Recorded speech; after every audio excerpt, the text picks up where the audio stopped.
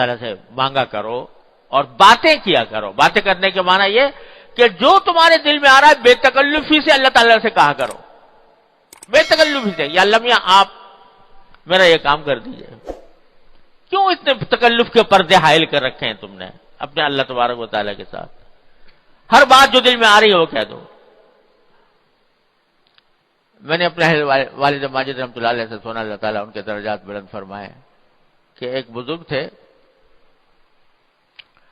وہ بہت دعا مانگا کرتے تھے, یا اللہ میاں مجھے بہت سارا پیسہ دے دیجئے, بہت سارا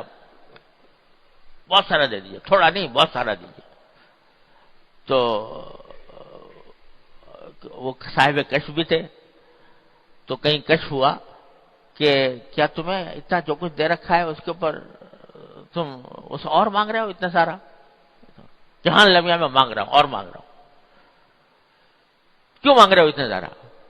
کہ جی یہ شیطان مجھے ہر وقت تنگ کرتا رہتا ہے, تو میں اس لیے مانگ رہا ہوں کہ آپ مجھے ایک مرتبہ بہت سارا دے دیجئے. اب آئندہ اگر یہ مجھے آ کے پریشان کرے گا, یہ رکھا ہے دیکھ, یہ رکھا ہوا ہے, سمجھ لیں میں نے دے رکھا ہے, تو اس لیے مانگ رہا ہوں کہ شیطان اگر آ کے مجھے پریشان کرے گا اور کہے گا تو کھائے گا کہاں سے, تیری اولاد کیا کرے گی, تو بچے کیا کریں گے, اس فکر میں مجھے مبتلا کرے گا. جتنی دیر میں اس کے اس فکر میں مبتلا ہوں گا جتنی دیر ہزار مرتبہ ذکر کروں گا آپ کا. تو اس واسطے میں اس لیے مانگ رہا ہوں کہ مجھے جب اگر ایک مرتبہ آپ نے دے دیا تو جب کبھی آ کے وہ کہے گا کہ کہاں سے کھائے گا, وہ یہ رکھا ہے دیکھ لمیاں کا دیا ہوا, اس سے کھاؤں گا, میرے بچے اس سے کھائیں گے. تو فرمایا کہ اس طرح اللہ تبارک و تعالی سے بے تکلفی سے مانگا کرو, اور جتنا بے تکلفی سے مانگو گے, بدتمیزی سے نہیں بھائی, ہاں بدتمیزی سے نہیں, بے تکلفی سے, کہ اللہ تبارک و تعالیٰ میرے خالق ہیں, میرے مالک ہیں, میرے رازق ہیں, میرے مولا ہیں, میرے سب کچھ ہیں, کیوں نہ مانگوں ان سے؟ جو میری حاجات ہیں میں ان سے کیوں نہ مانگوں؟ تو بے تکلفی سے مانگو, بدتمیزی نہ ہو, تو یہ کیا ہوگا, اللہ تعالیٰ کو بھی یہ ادائیں پسند آ جاتی ہیں, بے تکلفی کی ادائیں ہیں, اور اس کے نتیجے میں اللہ تبارک و تعالیٰ کے ساتھ تعلق اور مضبوط ہوتا ہے, اللہ تبارک و تعالیٰ کے ساتھ تعلق.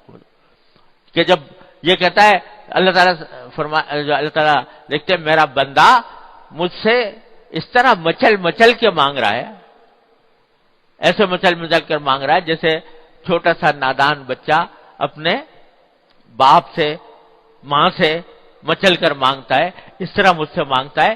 تو پھر اللہ تبارک و تعالیٰ تو ماں باپ سے کہیں زیادہ شفیق, کہیں زیادہ مہربان, لہذا وہ اس کی اس اداؤں کو بھی پسند فرماتے ہیں, اور اس اداؤں کے اوپر بھی مزید نوازش ہوتی ہے. لہذا اللہ تبارک و تعالیٰ سے رابطہ اصل چیز یہ ہے, اللہ تبارک و تعالیٰ اپنے فضل و کرم سے ہی عطا فرما دے کہ اللہ تعالیٰ سے مانگو اور بے تکلفی سے مانگو, مچل کر مانگو, اور اللہ تعالیٰ سے اس کے ذریعے اپنی جو تعلق ہے اس تعلق کو مضبوط کرو.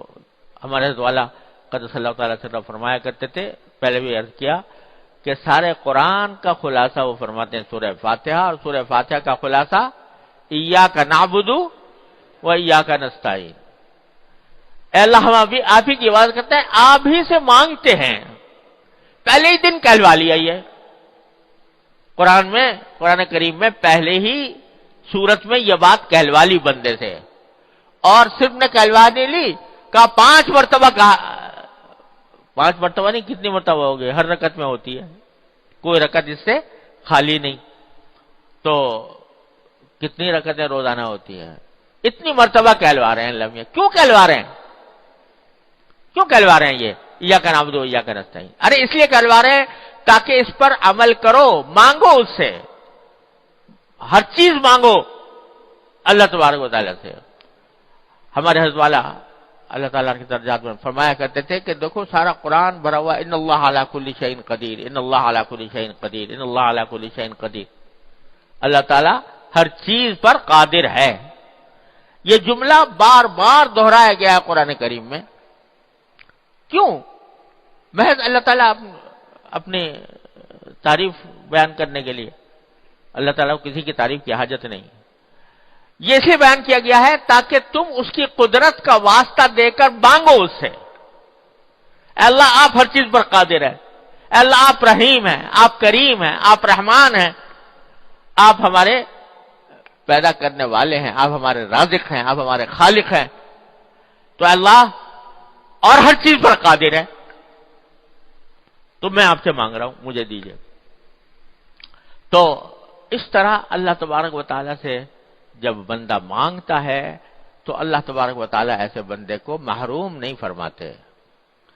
تو جب بھی ایسی صورتحال پیدا ہو، یہ میں اس لیے عرض کر رہا ہوں کہ یہ تو ایک بات ہو گئی. حضرت والا نے فرمایا کہ دیکھو اب یہ کتاب آنے والی ہے تو میں نے لمحہ سے یہ عرض معروض کر لی.